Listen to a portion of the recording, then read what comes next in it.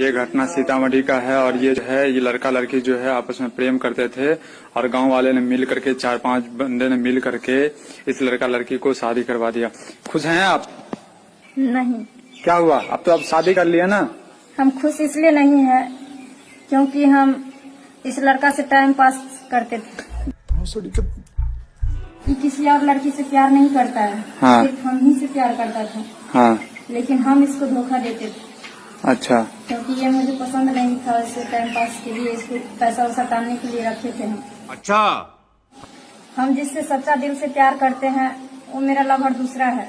अच्छा सिला दिया तूने मेरे प्यार का, अच्छा सिला। और अभी तो रुको, क्लाइमैक्स अभी बाकी है। भाई साहब आप इनसे प्यार करते हैं, आप खुश हैं? खुश तो मैं भी नहीं हूँ भाई साहब।